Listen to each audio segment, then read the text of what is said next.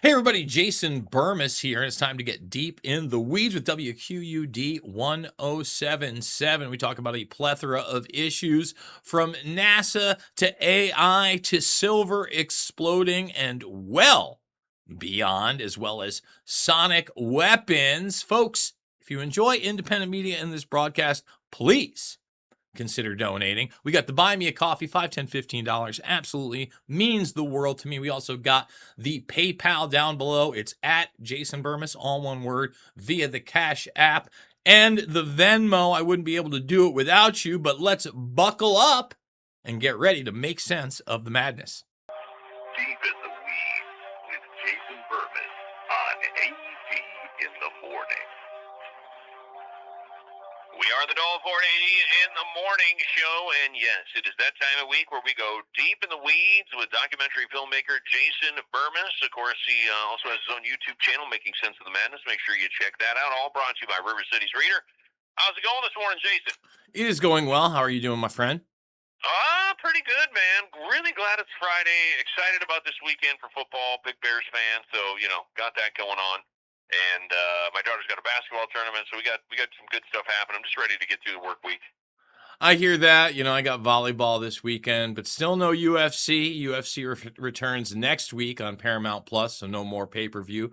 Kind of stoked on that. But actually, one of the local fighters here that's been headlining Caged Aggression is going to be on another venue this weekend via UFC Fight Pass, and I will be watching that. Right on. You're a big UFC guy. Now, how long have you been doing the announcing and stuff for that?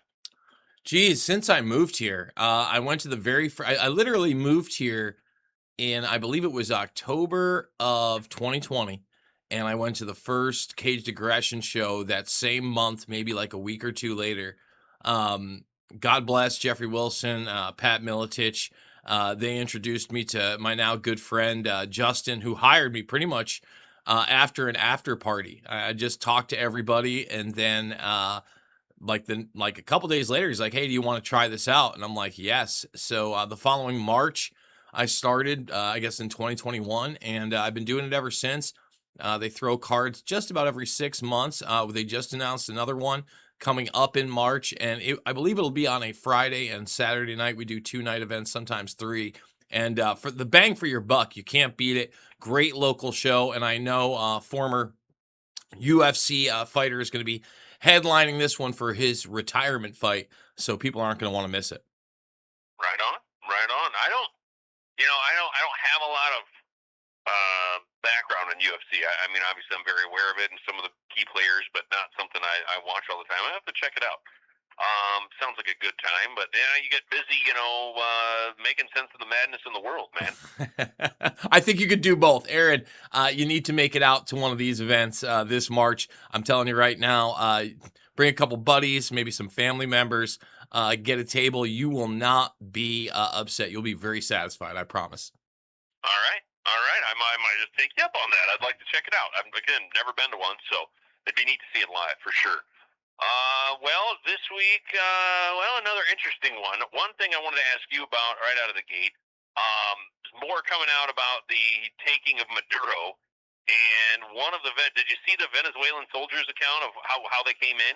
I actually was on One American News about that, and first of all, when I did post that soldier's account last week, when it first started to make its rounds before it made it into mainstream media, I said, look, let's take this with a grain of salt. We don't necessarily know that this is 100%, but I went through on that program on all the technology that he said was used, and we have utilized that technology for decades. Now, let me give you an example. Probably the biggest thing that people were surprised about were the sonar weapons or the sound weapons that seem to make everybody physically ill, people vomiting, people bleeding from different parts of their body, etc. Those type of technologies have been deployed in the United States on a much smaller scale now for literal decades. In fact, when I covered the G20 in Pittsburgh, they used the sonar weapons. I've been hit with them. It does not feel good. And we're talking about what they've used on civilian populaces that were protesting world leaders and largely nonviolent. Now, if you're going in for a full scale attack, number one, what they show the public is always many, many years behind. Uh, Normally, when these things are deployed, they're usually, quite frankly, on the back of tanks or Humvee-like vehicles. They almost look like a smaller satellite array, and you can audibly hear them. But the higher pitch that they get, it's almost like a dog whistle. I would say it's that combined with being at a concert.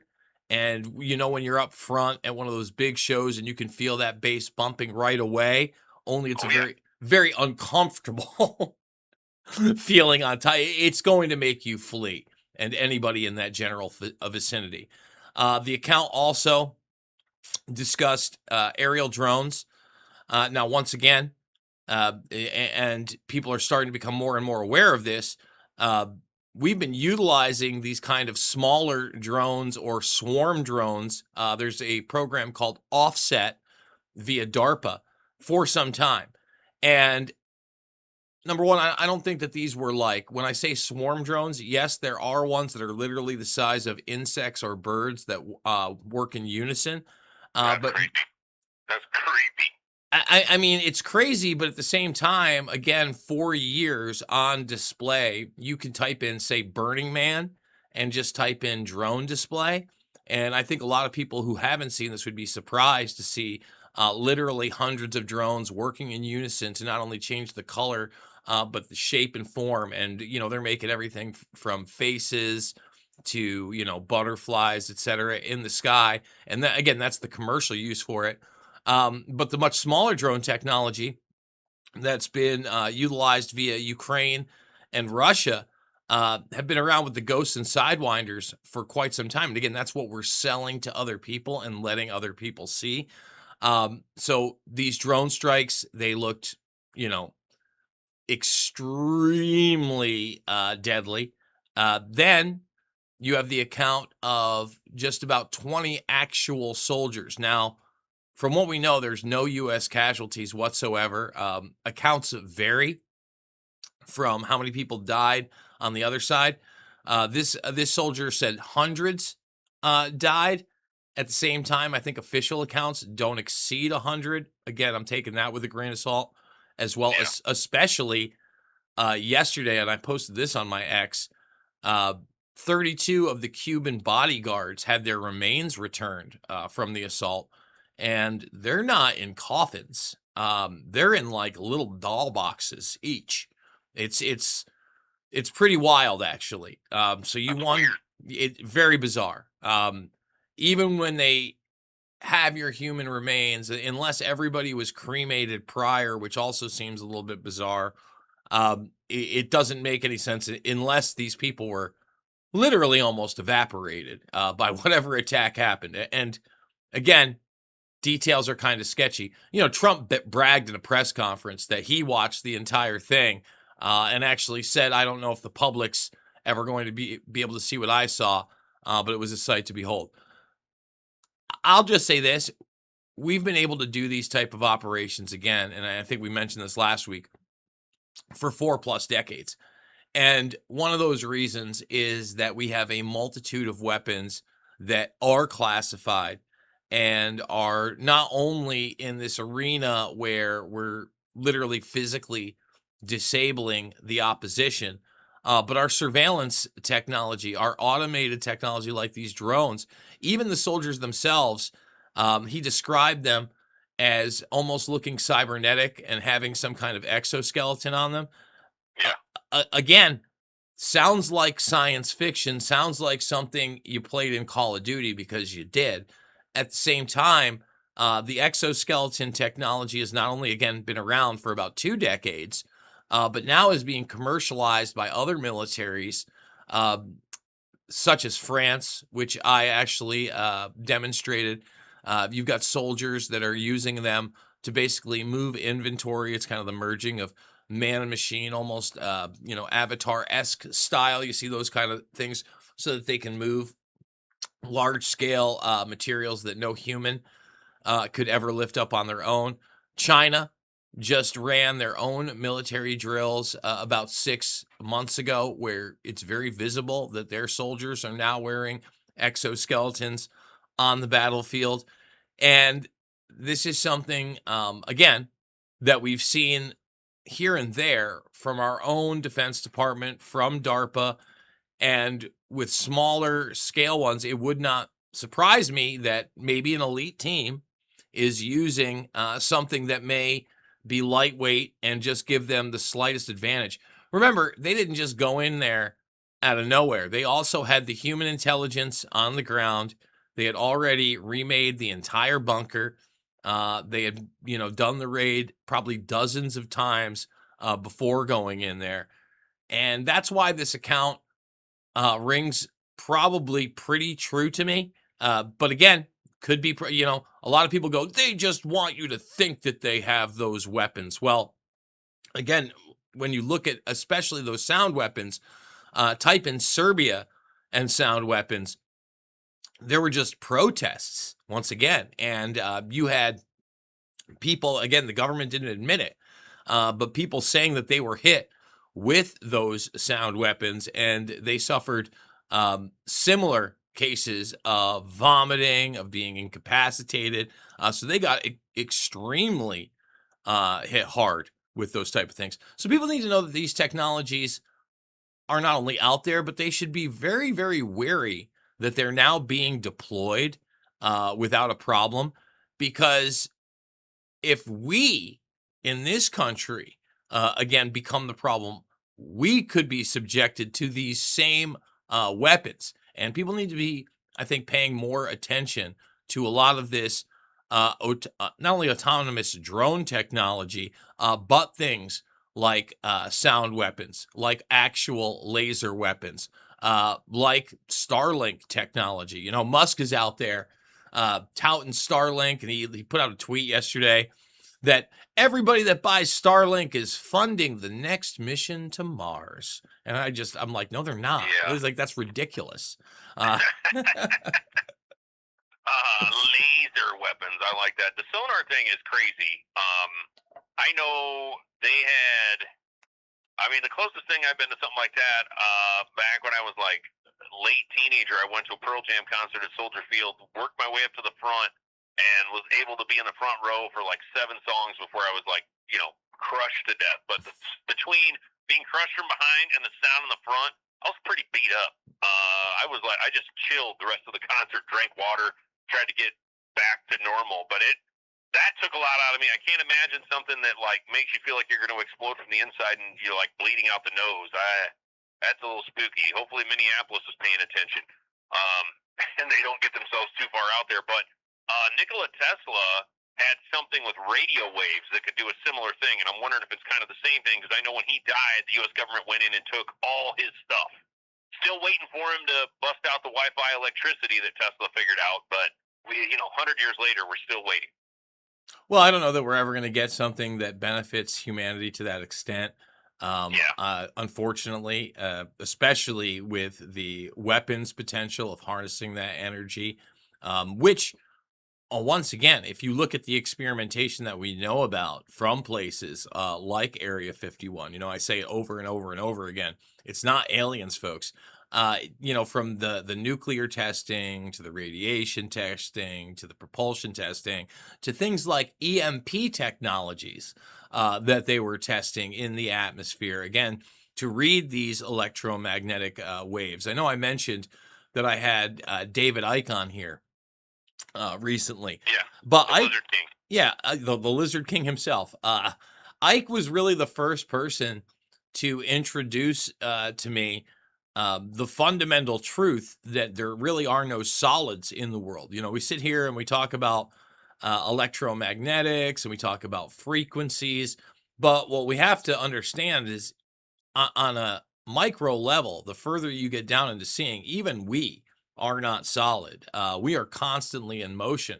And something else that is ultra bizarre, again, that Ike introduced me to, that is now mainline science and can be proven and demonstrated, is we don't actually touch anything.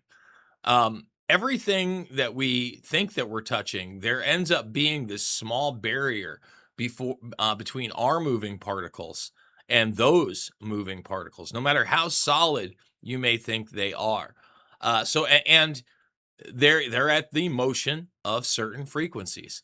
So, that invisible universe that we ponder about absolutely exists and has been scientifically tapped into. And you talked about quote unquote laser weapons. Gotta use your air quote fingers when you say it. Yes. Unfortunately, again, those laser weapons, I was having a discussion with one of my fraternity brothers. It's a little older than me, alumni guy. And we were kind of going back and forth, nothing vicious, but about the situation with the United States military, Israel, Gaza. And, he was very much, and, this is a Jewish guy and very, very pro-Israel, that there's just no way that Israel has the types of technology the United States does, especially quote unquote laser weapons. And he said, nuclear weapons, sure, even though they're not admitted to, he went that far. And I go, well, actually, and I just sent him again, mainstream link that Israel actually not only has laser weapons, but they openly are deploying them, these smaller laser weapons. I think now 6 months to a year ago, you can just type it in, Israel laser weapons, and they're there. Our own Navy has done public demonstrations of similar types of weapons. So, even when we had that Iranian strike, and that's becoming ever more relevant with the rhetoric coming out of the administration right now on those nuclear facilities, the public version is that we had B-2 bombers and we're just never going to know who the pilots are. I don't know if that's even real. I suspect that we may have hit those targets literally with the type of space weapons that I've been discussing for many, many years that go beyond even, Starlink, DARPA's Blackjack. But the new have we discussed the new spy satellite network? It's now been named. There's now a website for it. The Musker nuts helped put it together. It is Starshield, something out of the Cobra Commander G.I. Joe series, folks. So now, now the good people at the Defense Department, in partnership with the Musker do himself, they are now protecting us with something known as Starshield. So just type in Starshield satellite network, and you won't get Cobra Commander screaming at the Joes or Destro. No, instead you're going to get a very real network that we know very little about. So that's the new thing, huh? Mm-hmm. Interesting. Starshield. Yeah, it does sound very G.I. Joey. My favorite was always like Snake Eyes and Storm Shadow. I like those guys a lot. I mean, they were pretty cool. I was a big G.I. Joe fan. I liked the Sailor. The Sailor guy was probably my favorite. Shipwreck. Yes. Shipwreck was probably the one for me, for sure. He had the tattoo on the arm. I remember that, the anchor tattoo.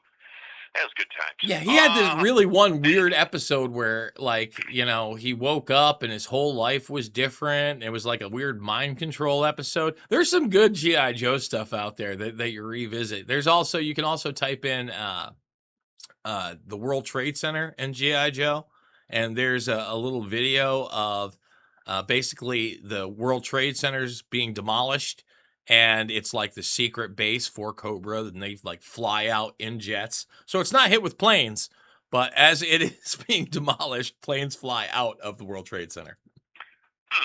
Kind of a reverse deal there. Mm-hmm. Interesting. Yeah, you don't think about some of that stuff, but it is very much, science fiction seems like it's becoming more and more real all the time. By the way, we are deep in the weeds with Jason Bermas, brought to you by River City's Reader, but yeah, I mean, maybe not like the Jetsons, but some of the stuff that was in cartoons and TV shows when we were kids is real now. Very much so. I'm glad you brought up the Jetsons because I used to bring that up all the time, like 15, 16, 17 years ago when I was working at InfoWars. Because at the time, a lot of those technologies, really the only technology that had not at least been demonstrated and put out on a commercial level and still hasn't, is the flying car technology, right? Other than that, Did you see Florida? oh, listen, I've seen some of the flying car stuff that's been around now, and you can purchase this. I'm talking about, like not only the flying car stuff, I guess, but everybody's kind of like floating in their houses above the earth, which I think is also kind of weird. But other than that, I remember when Skype first hit it long before FaceTime, and when you were sitting there as a kid and you were watching, the wife or George communicating with, say, the doctor, right? Like the telehealth thing would be there. Yeah. You were like, whoa, like that's wow, they're going to be able to do TV like that. And sure enough, that technology is there. I just talked about the telehealth technology. Right Yeah. now, they very much are trying to bring in like these commercialized humanoid looking robots that would obviously be like Rosie. Obviously, we've had smaller scale stuff like that, not quite on the Rosie level, but unfortunately, I think that when you get to that level, maybe in the next 5 years of these humanoid type robots, they're not going to sound like Rosie, right? Like they're going to sound much more like a human being, unfortunately, and maybe even interact more than a human being. But that's going to be for the very, very few. But yeah, that Jetson technology. Uh, Once again, so many of these things, um, especially in the stuff that gets, I guess, put out there to the public, has been stuff, unfortunately, again, that our Defense Department has had for a very, very long time. It just either there's no market for it, there's no way to commercialize it, or the resources are extremely limited, or it has weapons potential. I mean, you go all the way back. First of all, I mean, the space program in general, up until today, I don't know if you saw it, but again, NASA being extremely weird about this one. And I don't know that a lot of people picked up on the story, but, and again, the weird thing is, there was this big hubbub about astronauts being stuck up at the ISS under the Biden administration. Remember that? Oh yeah. Oh yeah. And what people don't know is they're not saying who, but there's a four-person space crew, okay? And that four-person space crew, essentially, they all got sent back in rapid fashion. They landed yesterday, and they said it was a medical emergency. And basically, they're not telling you which astronaut it was, but they all left. Um, this is the same week that they just announced that we're going back to the moon again. Lots of announcements on this one. We won't be landing on the moon, but instead, we're going to supposedly have a manned mission. I'm holding my breath. Obviously, don't think it's going to happen, but who knows what they're going to say is happening. But on February 6th or that week. So that is now the plan, that we're going back to the moon. And it's just a little over 12 months away, everybody. But again, we're not landing there, but we're sending human beings for the first time back on there on a NASA slash SpaceX mission. And I'm sure that Elon Musk is going to tell you that this is yet another step to us going to Mars. But once again, I just find that really interesting that this happened. I think a lot more is going on over at the ISS than people let on, and just the quietness about it. But again, people are so detached from the actual space program that it doesn't shock me, Aaron. Right. And well, I think it's funny. Like those people that were stuck up there for 9 months are probably pissed. Like, oh, you can bring these guys back right away, but we have to sit up here for 9 months. Like that seems kind of honky, like wonky. Like what? Like I would not be happy. Yeah. And then, of course, the whole moon thing, hopefully we can make it, we have people can make it to the moon as fast as they did back in 68 in 72 hours or whatever it was, uh, even though it's 250,000 miles away. With 238,000 and Mars, change, maybe. And again, we'll see because they're setting several dates in February of next year. But I'm not exaggerating, Aaron, when I can tell you that back into the Bush administration, the second Bush administration, they were constantly setting dates back then. That's pre-2008, everybody. Okay, it's 2026.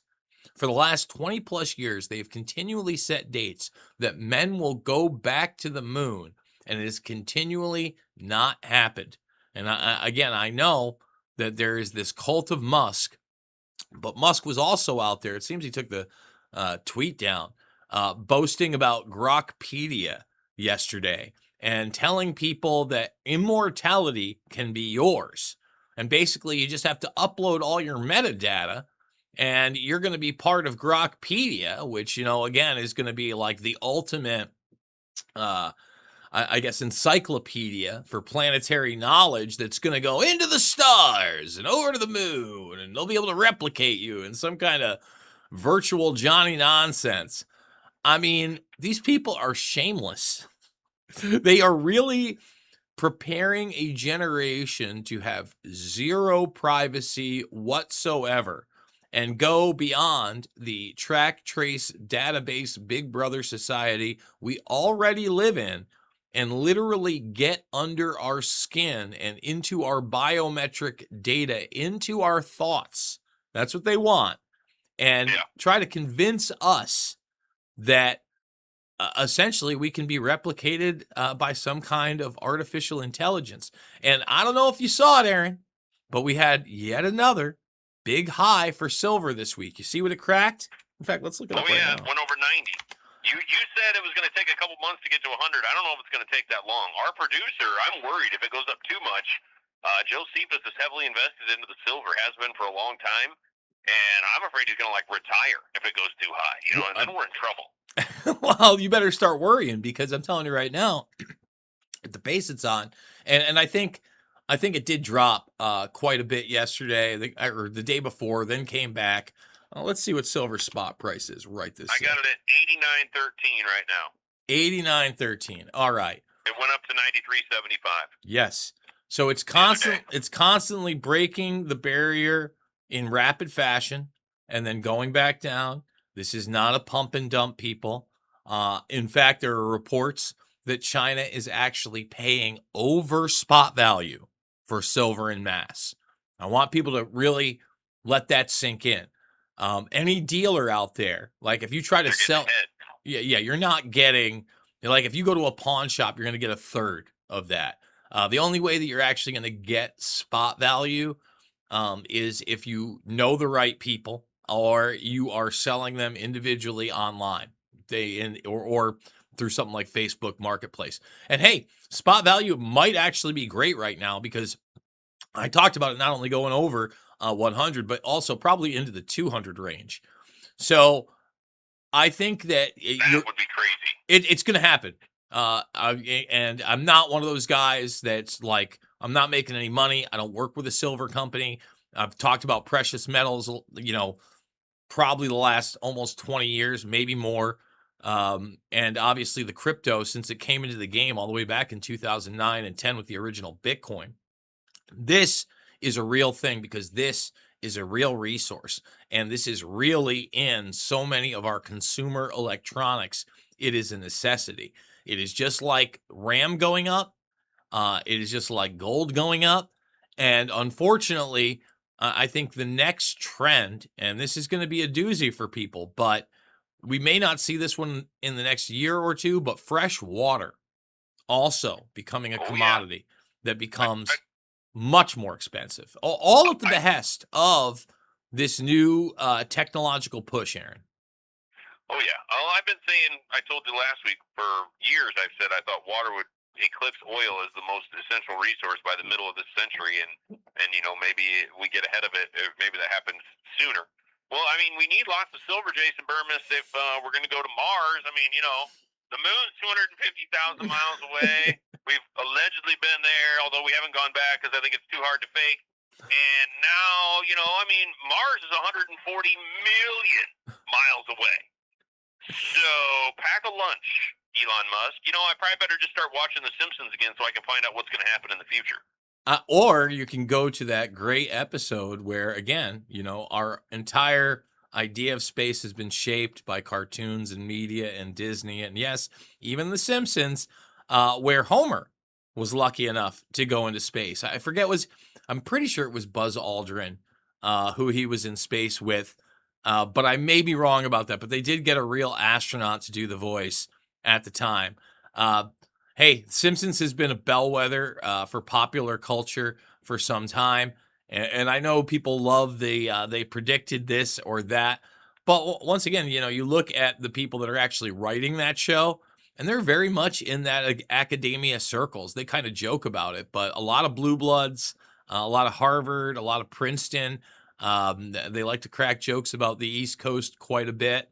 And I think a lot of them are people that have been in those kind of families or societal arenas where people are in the Council on Foreign Relations or the Trilateral Commission or in the oil industry or invested in BlackRock. I mean, you could name dozens of these institutions that go outside of even traditional government that have talked about a lot of the things that more and more people, I guess, fortunately, are talking about today. I don't know how much is getting done on the pushback, right? When you have a president that just goes in with the technology that we talked about and all of a sudden gets nominated for a Nobel Peace Prize after the fact, which I think is kind of trash to begin with. For anybody, that even would think, hey, well, he's getting the Peace Prize or the Peace Prize is a good thing. I want to remind everyone, they gave the Barack star, Barack Obama, aka Barry Soetoro, and if you didn't know that's his real name, just type in Barry Soetoro. You'll find a wonder world of who Barack really is. But they gave him the Nobel Peace Prize basically for being elected. I mean, as soon as he got in, they're like, let's give it to him. And then he became the number one stunner with the drones, just like every other president that we've had. More drone strikes, more global militarism. And we got to find a way to break the cycle because I hate to tell everybody we're a year deep in this administration, and I'm just not seeing that cycle broken. No, me neither. I just typed in Barry Soetoro, so it's spelled Soetoro. And I didn't realize I know people called him Barry, but I didn't realize that we had a whole name change thing. Yeah. Again, for those that don't understand political theater and how things actually work in the world, Barry Soetoro, when you look at his actual background, and you can sit there and you can go, well, he's an undercover Muslim or he's this or that, the birth certificate. Okay, all right. I understand where people get that. How about you start with the fact that when you grow up with a name like Barry Soetoro and everybody's calling you Barry, and then all of a sudden you change your name during college at these elite institutions and you're being backed by these high level players, and then you look at the mother, and a lot of people probably don't know this, but be warned. First of all, Barack's mother is as white as Snow White. She is the whitest woman you've ever seen. And yes, and she also was an intelligence honeypot. Again, coming from these circles. So if you type in Barack Obama mother nude, you'll notice that she did nude photography, and you can find her topless, etc. Now, one of the people, first of all, the guy they say Barack Obama's father is, and where he gets the last name Obama, but obviously, if he was going by Barry Soetoro, not the man who raised him, okay? Not the man who was with the mother at the time, but Soetoro met her through other means. Her and the father actually met through the Kissinger Institute, okay? So the Kissinger Institute is essentially a public intelligence agency that works with think tanks and other intelligence agencies, and is very much a part of that type of global agenda that I just discussed with the Trilateral Commission, the CFR, etc. So those two, I mean, you look at Barack Obama's father, he looks nothing like Barack Obama. However, and by the way, obviously Barry Soetoro's or Soetoro doesn't look like him because that's just the stepfather who raised him. And I mean, Barack was playing basketball and everybody called him Barry. You know, again, he's not this radical. He doesn't even have that voice. He was literally coached by an actor who has the same exact voice as him as he came up through Illinois and Chicago politics. However, there's a guy out there. His name is Frank Marshall Davis. And in the book Dreams of My Father, which was penned by Barack Obama, this was kind of his coming out party as Barack. He mentions Frank Marshall Davis as kind of this mentor that on the side raised him outside of his stepfather. Anybody can go check out Frank Marshall Davis. As much as Barack's supposed father doesn't look like Barack Obama, Frank Marshall Davis looks exactly like Barack Obama and sounds exactly like Barack Obama. Yes, he does. Yes. He does. And when you hear him talk, just the voice alone, obviously the cadence is different when I talk about him being coached, but that is extremely similar. And it just so happens that Frank Marshall Davis was one of those people that was taking nude pictures of Barack's mother. So you guys do the math, okay? This guy, and you look at him prior to Trump, he was literally the most unqualified person to become the president of the United States. And I say that only because a lot of people think that he had this large scale career because they promoted him so wildly. No, first of all, in 2008, he had still not won a large scale election. In other words, he wins in 2008 as a senator. Before that, he's a state senator. And people talked about him as like, a city planner, et cetera. He was very much that. But again, with people like Rahm Emanuel behind them, Rahm Emanuel, extremely relevant in even today's politics, pushing him. They had him speaking as the keynote in 2008 before he won at the DNC. So he's the keynote speaker even before he wins in the Senate. Senate term 6 years. It takes him less than 3 to announce that he's going to be running for the presidency of the United States. Think about that. He didn't even serve half a term in the Senate, let alone a full term at the as national level. Oh yeah. And he got pushed through. So that's the reality of the situation. I know I went off on a jag there, but no, you're good. Yeah. That's interesting. We are deep in the weeds with Jason Bermas, where we're going off on jags left and right here, brought to you by River City's Reader. So I just typed in Frank Marshall Davis. He, very much looks like Barack Obama. He's also listed as a communist. A super communist. But again, when you look at what was being done at that time period, right? I think people get lost when they hear communism or Marxism. At the end of the day, you're talking about globalism and disruption. Don't get me wrong, a lot of these people do believe in those ideologies, but what really alarmed me when they just put Mamdani in and he had his opening speech down in New York City was one line where I literally screamed out loud. I couldn't believe he said it. He said that we were going to move away from the frigidity of rugged individualism, okay, which I'm a big proponent of. Which that's American. I mean, it's if you are freedom based truly, and you're pro accountability, it is the only thing that really matters. But he said from that to the warm embrace of collectivism, and I just whoa, and that's what it really is all about. So, they surrounded the Barack star with people like this, Bill Ayers. Zbigniew Brzezinski was in that world. Rahm Emanuel, I just discussed.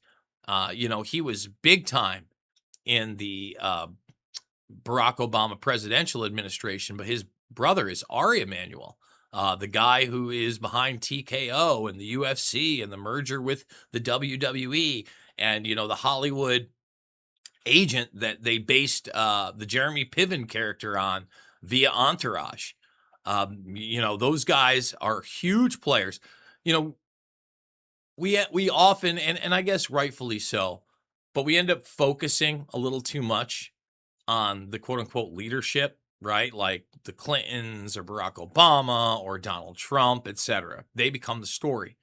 But there are often these characters that are in the threads throughout administrations that we don't hear about as much. And I just named some of those names. You do hear a little bit more about Kissinger and Rockefeller.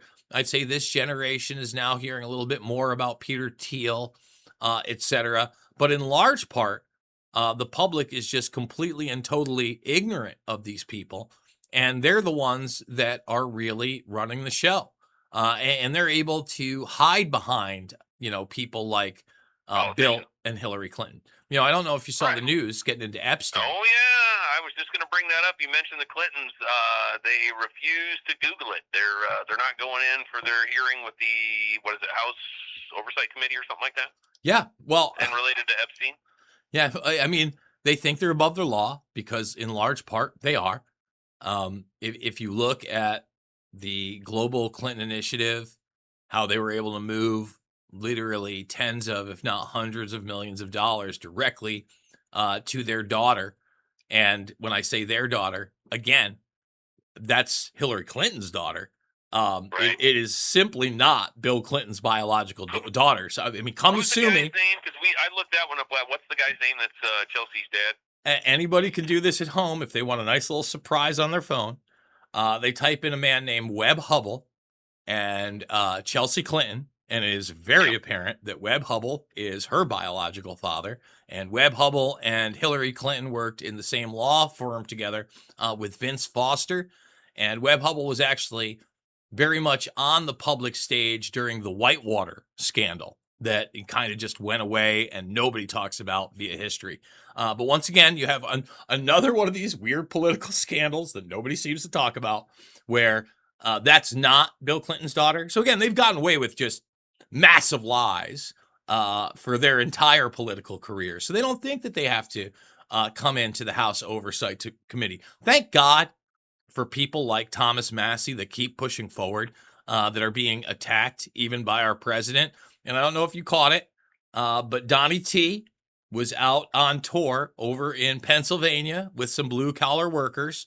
And I know, the MAGA people and the right-wingers tried to spin it and say that this guy yelled at him and called him a pedophile. That's not what happened. He yelled at him and called him a pedophile protector due to the Epstein files. And Trump flipped him off and said F you to him twice. Yeah, I saw it. Hey, at the same time, and this is a fun one for me. I got some text messages as it happened. Bill Clinton is going around and he is stealing my tagline for the last, 2 decades that I've been using. It's not about right or left. It's about right and wrong. God bless you, Bill. You just keep it up, Slick Willie. So let's take this one step further before we move on. I looked up Webb Hubbell again. Well, then I also found a link of Chelsea Clinton and Rebecca Hubbell. Mm-hmm. They look like they could almost be twins. Rebecca Hubbell being Webb Hubbell's other daughter. I mean, they are, wow. Just wow. It's not a dispute, man. It's really not. You look it up and, yeah. I mean, once again, people have to have common sense, right? Well, and I know a lot of people don't like common sense or situational awareness. Before I moved too far away, I got into it with some people in my audience. I knew I was going to do it because of the way that I had worded the title. But it's something we didn't discuss on the show, and I waited to discuss it, is this ICE shooting, okay, with this Renee Good woman. And I said in the title, like it or not, Renee Good was a crazy person. Now, right out of the gates, I know there's going to be some people that are like, bleh, and there's going to be people cheering me on, and etc. Before anybody has anything to say about it, It's not because of her political beliefs. It's not because she was wearing, shirts that said protect trans kids, etc. It is that in that situation, okay, she had no awareness of what was really going on. And that cost her life. And to me, that is crazy. And what do I mean by that? If you don't understand what you're getting into, okay, earlier today, I talked about covering the G20 and being on the ground with riot police and sound weapons. I know what I'm getting into. I literally am watching people put helmets on. I've seen the less lethal stuff deployed, the pepper balls, the beanbag stuff, the gas. I know what I'm getting into. Long ago, Aaron, I made the decision that I would never go into an actual live battlefield, but I would always cover protests. But anytime I thought my life was in danger or whatever, I would get out of there. Same thing with the situational awareness for myself covering January 6th. I was at the Capitol. I covered a lot of it. I smelled the gas. I watched people get hit. I watched people get baton, taped it. I was right up in that passageway in the middle on the second floor where a lot of the violence was going on. I watched the sledgehammer get passed up. Again, I knew the situation I was in. I was constantly aware of it. When you watch that woman's body cam, now I'm going to say this. I don't think she was trying to kill anybody. I, again, just think that she had so delusional, so crazy. She didn't realize she was with armed officers in a vehicle, which is now a lethal weapon always. Like if you're stopped at a drunk driving checkpoint and you are now in a lethal vehicle, okay, that is the situation you are in. And you are up against people that are trained to use their weapons. We're not talking about less lethal in this situation and have in the past. I mean, she never once, look at her face. She never once feared for anything. And that is not how you deal with that situation. I've dealt with a lot of police in a lot of different situations that even go outside of the protest arena. Probably not in the best way in the past, but you look back on that and you say, wow, something bad could have happened. And unfortunately, something bad did happen. So I would just advise, I'm not against protesting. You can have your own opinion on what ICE should or shouldn't be doing. Personally, I don't even think they should exist because the Department of Homeland Security shouldn't exist. At the same time, I think we need illegal immigrants to be taken out. We had that in this country before ICE even existed, and we never had protests like this. I think a lot of this has been set up to divide in the culture war. But I would just advise people, no matter what you are doing anywhere in life, to have that situational awareness. So something crazy, so you don't end up, as the next big GoFundMe. And here's the thing on that. I don't know if you've seen it. Both the police officer who did the shooting and the widow of the woman are now millionaires just from GoFundMes alone. Wow, that's crazy. Did you watch the video of her honking and blowing the whistle for that someone shot from their house? She was on their street while the ICE was walking through. And they were just ignoring her, but she's sitting at the end, and they pan over to her in her Honda Pilot and just going crazy, honking, blowing the whistle, and they're just walking through the street. I don't know, going to a couple of different houses or something. But there's already vehicles double parked in this small residential area, and let me say this, Aaron. Because I've had a lot of pushback from people. I'm not even gonna go into that route. I understand how she was acting, and I've been at protests, a lot of them, right? And I've covered it from all sorts of angles. And there's some behavior that I think is ridiculous. I've obviously seen people goad police officers. If you're not a physical threat, you're allowed to do that. That's your First Amendment. I've also seen police officers act in manners that I think is atrocious for the slightest things. I've had, many a riot cop start pulling out the twisties, the twist ties on me, and I'll try to keep my distance. In fact, you could watch in Invisible Empire, that G20, we have a special on that. And a couple of my buddies at the time did get detained. They actually won lawsuits. Rob Dew, who's still an InfoWars producer to this day, won a lawsuit. And so did Luke Radowski of We Are Change, both detained separately. Almost missed our flight because of that the next morning. Whole nother story. But I was nimble. I was able to get out of the enclosures of all these people. I watched Homer in the back of the crowd where you just sort of. I wasn't even in the back of the crowd. You could watch me at one point. I'm going through this just array of police officers, and one of the cops goes for his his twist ties, and he goes to grab me. I scream like a girl, and I evade him, and I get away. I know that if I'm evading on foot and it's clear that I am unarmed, the chances of lethal force against me are almost zero. But once again, let's go back to that situational awareness. I also know that if I am in a vehicle and officers are in my window, okay, automatically the game is changed. And that just did not register with this woman. And I'm just telling everybody out there, no matter what you're protesting for and why, be aware of your conduct and the situation you're in. And by the way, with a lot of these officers, I'm not here to be their enemy. I want them on my side. and Right. and even if they disagree with me and they're forced to do their job, I don't want them to hurt anybody, not just myself, but anybody else out there. And I've been, again, at enough of these protests where you also have the agent provocateurs, and anybody can type this in as well into some of these major protesters, where they will utilize somebody within their own unit dressed in plain clothes to start disrupting, to start trying to get other protesters to actually be disruptive, to use force so that they can step in and then arrest everybody. And one of the keynotes of this is the way they've been caught in the past, because they're not the brightest. The arresting officers are wearing the same exact boots as the protesters that come in and start causing the violence and have their faces covered. It's happened several times. They're just in their gear. They're not thinking. They're just black boots. But then when you actually see them walking, they all have the same markings on the bottom because, they're law enforcement issued. Yeah. Mhm. Wow. I didn't think about that. Yeah, I don't know. That whole situation is like a too bad thing. I said earlier this week when all this went down, and just understand kind of what you're saying. Understand if you put yourself in that situation, the percentage chance of something bad happening to you goes up dramatically.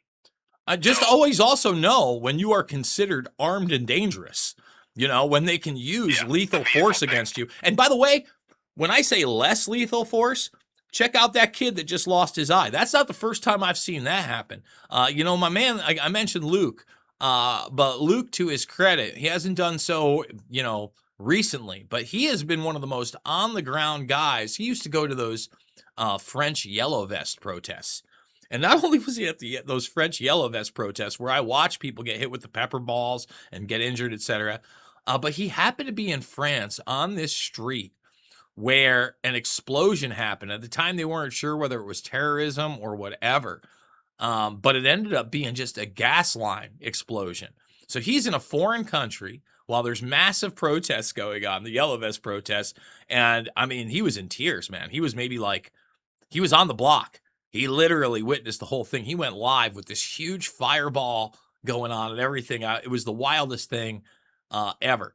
So I just want people to know, even being prepared in those situations, I mean, Luke would have the helmet, the goggles, all that. There's wild cards out there, baby. So yes, know what you're getting into. Yeah, I think I'm just gonna stay home, and watch on TV and talk about it and stuff. That's probably more my game. And I was never, even as a younger man, rowdy in that way of like, hey, let's go protest, or I don't know. And maybe that's because I'm rural, like a rural person. So, and I feel like it's more. I just had a great chat with Tom McGreevy yesterday. We were talking about one of the stories in this month's issue of the River Cities Reader. It's about basically the urbanization of our population and how people in cities look at things differently than people who don't live in big cities. And it's a great read. I don't know if you've had a chance to get to it yet or not, but it's interesting.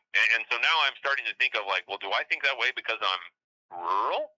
Like, is it so I'm just more apt to think of it in a different manner? And I don't know. It's I love the River Cities Reader just because it makes me think like that. Well, I'm a big nature versus nurture guy. I think there's a place for quote unquote nature. But I had this conversation with another buddy of mine.